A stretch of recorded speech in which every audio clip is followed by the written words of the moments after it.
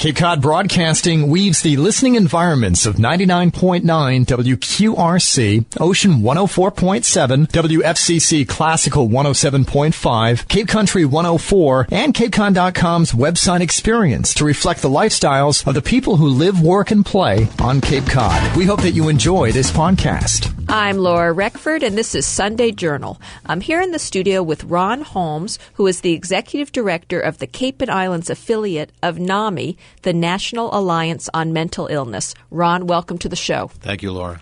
Let's start with explaining what NAMI is for those people who don't know.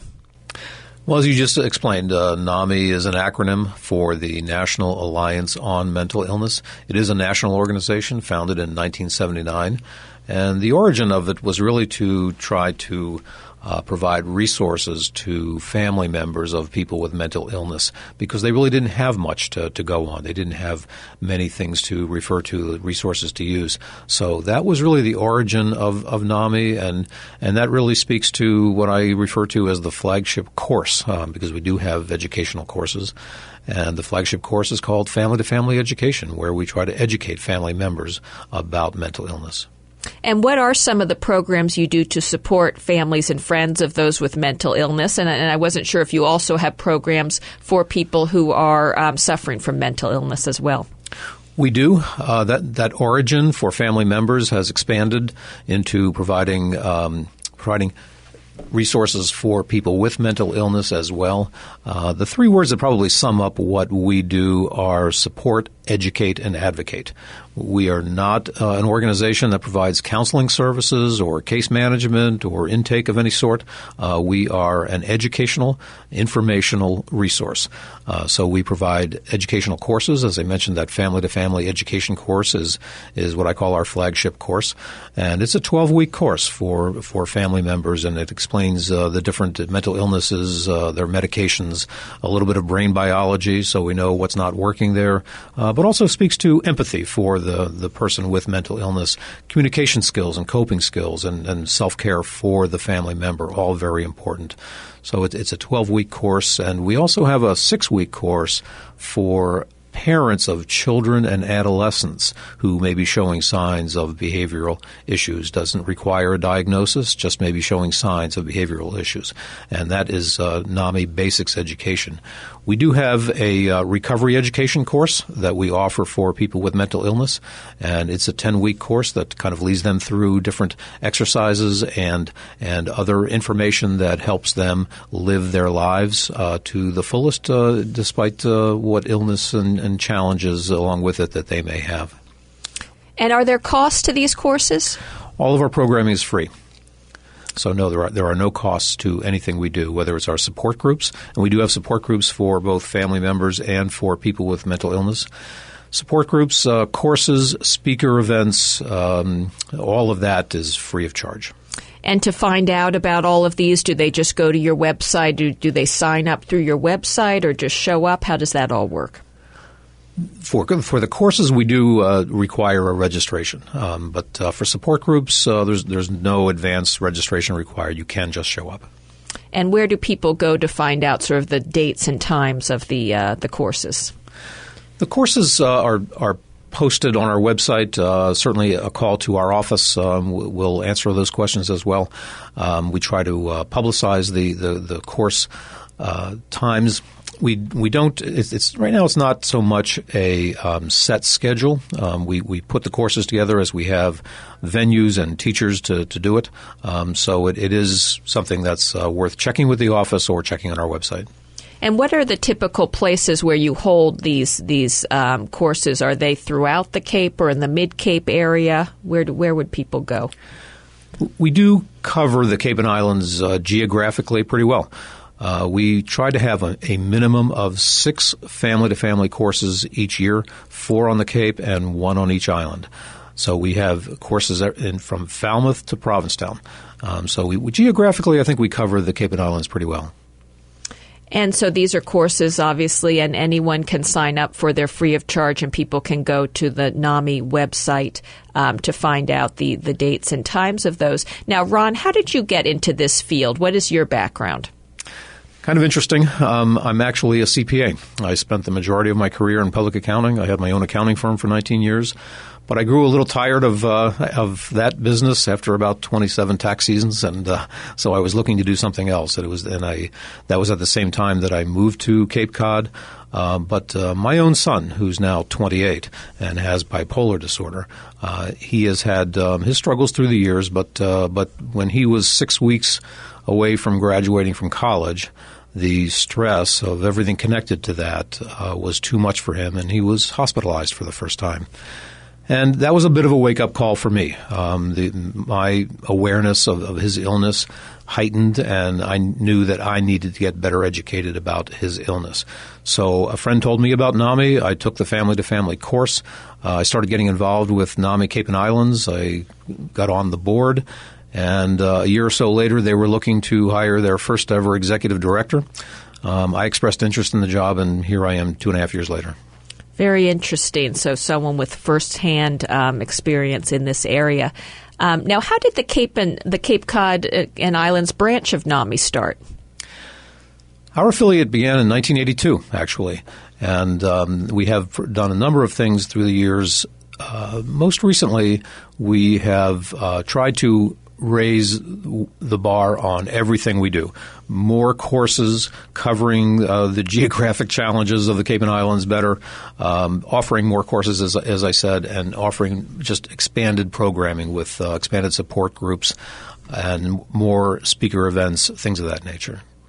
I'm Laura Reckford, and this is Sunday Journal. We are talking about mental illness with Ron Holmes, Executive Director of the Cape and Islands affiliate of NAMI, the National Alliance on Mental Illness.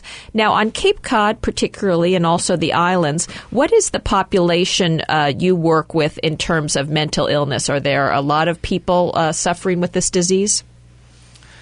There are, and the statistics show that 1 in 4 families has some mental illness in it. So if you think of the Cape and Islands with a population, even if you just wanted to say it was only $200,000 and it does 200,000 people, it does exceed that. But that would mean that 1 in 4 of those people have some degree of mental illness. And I use the word degree purposely because it's important as we try to educate people about mental illness and thereby reduce the stigma about it. It's important to understand that mental illness is a wide spectrum. There are many illnesses on it, anything from depression to anxiety to obsessive compulsive disorder, known as OCD commonly,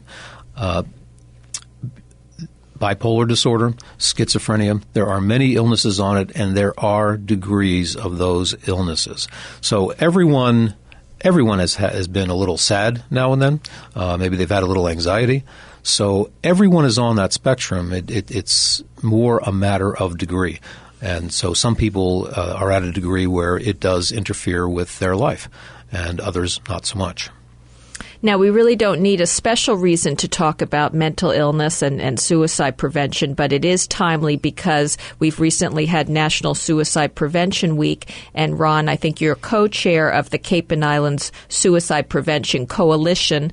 And tell me what that group does and how it works with NAMI.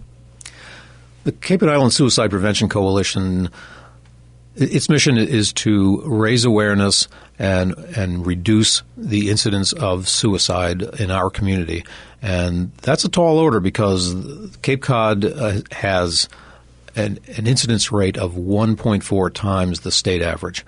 So there is more here than in other parts of the state. And we do try to raise that awareness and let people know that there are other options, and to let them know what those options are, and to help family members and friends also recognize the signs of possible suicide ideation so that they can help that person. It is okay to ask someone if they're okay. And I think that the website of the Cape and Islands Suicide Prevention Coalition gives some warning signs and different strategies for people to use. Is that right? Is that what people should do? Is go to that website and see what things they can do to help before there's a problem? Absolutely. And one of the things that the coalition has been doing and will do to a greater extent in the coming year is to put on the most basic form of training for suicide recognition and prevention. And it's called QPR, which stands for Question, Persuade, and Refer. It really is for anyone. It's almost a layperson's education about suicide prevention. It talks about, it dispels some of the myths. It talks about what to do and what not to do, what's okay to say, what you shouldn't say. And everyone should have this information. And how can people find out when those events are, when the course is that they can take, and how to sign up? Those will be posted on the Suicide Prevention Coalition's website, and we will try to have other means of promoting that, whether it's PSAs or newspapers, other publications. So we will try to get that word out. And recently, and it was part of the National Suicide Prevention Week activities with the Cape and Island Suicide Prevention Coalition, there was a special called a ribbon event on the lawn of the Barnstable Superior Courthouse. Tell us about that event and what happened there. That was just that was a nice ceremony. It's done every year on the front lawn of the Barnstable County Courthouse. And it is a ribbon ceremony. People gather who are survivors, and they put a ribbon on a rope that's strung between two trees, and it's in memory of someone who completed their suicide. There's also a ribbon of hope for anyone who you have in mind that may be thinking about it or you're worried about it. So and each person that hung a ribbon got to say a few words about the person that they were trying to recognize and think about. And there were some very moving speeches given, and I use the term speech. They weren't really speeches. They were just a few words that each person said. But it was very moving, very emotional. And perhaps it also gives an indicator of how many people in this region on Cape Cod this issue affects. Is that right? Absolutely. It is more than what we think. Now, Ron, you are also, one of your other hats is co-chair of the Behavioral Health Provider Coalition of the Cape and Islands, and there is a summit coming up on October 3rd, and I think you're a speaker and a host of the State of Mental Health Summit to be held. Tell us about that event and who might be interested in attending. It is the second annual Behavioral Health Summit, and it's presented by the Behavioral Health Provider Coalition of Cape Cod and the Islands. I do co-chair that steering committee. This group and what it is doing and will potentially do is one of the more exciting things that's happening in our community in the area of mental health. This is a group of behavioral health providers that came together about a year and a half ago at the behest of a couple of nurses at Cape Cod Hospital in the emergency center, Diane Wolsifer and Liz Kelly. And they started pulling together people to just think about our mental health system of care, how it could be improved. There is some fragmentation and confusion about it, and they had kind of a what-if moment, and it was what if we pulled people together and see what we could do. The outcome of that was to put on the first annual Behavioral Health Summit last October in 2013. And, we thought we were hoping to get 75 or 100 people to it. We had 250. And I think that really speaks to not just the need that's there, but the willingness of the people in our community to try to address this issue. So it is the provider coalition. It does involve behavioral health providers, but it's open to anyone. So anyone can go to that event, and maybe some more details. How do people sign up for that event? They can go to the website for the Provider Coalition, and that is www.bhpccapecod.org. Is there a cost to go to that event, or is it free? It is. It's $50 per person, but there are some scholarships that are available as well. Now, with the recent death of Robin Williams, we heard that suicide hotlines were busy. On Cape Cod, we have the Samaritans who help with that and other organizations. Was it true on Cape Cod that there was more need for people who need to talk after that event? The death of Robin Williams truly had an effect on many people, whether it was in the area of suicide or just mental health in general. But yes, there was an uptick in calls. People started to recognize that if someone of that stature can end his life that way, then everyone is susceptible in certain circumstances. And it was something that caused a lot of people to pause and think about what they may be considering. So it definitely did, and in a way that prompted, I think, a lot of people to think more seriously about it, not about doing it, but about what they may be thinking of doing, and that was a step in the right direction. And just in the last minute or so we have left, there's going to be a comedy event fundraiser that will benefit your organization later in October. Tell us quickly about that. Yes, it is a comedy event. It's really partly just a comedy event fundraiser, but it's also the theme is really a tribute to Robin Williams. He touched so many lives through his comedy, and certainly through his death, he's touching many more people.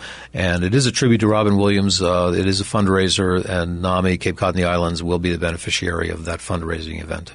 So that will be on Cape Cod, and more details will become available as the event gets closer. Unfortunately, we're out of time. Ron, thank you so much for being here today. Thank you, Laura. I'm Laura Reckford, and this is Sunday Journal. This podcast is a presentation of Cape Cod Broadcasting, which is solely responsible for its content. Thank you for listening. For more information, please visit us at capecodbroadcasting.com.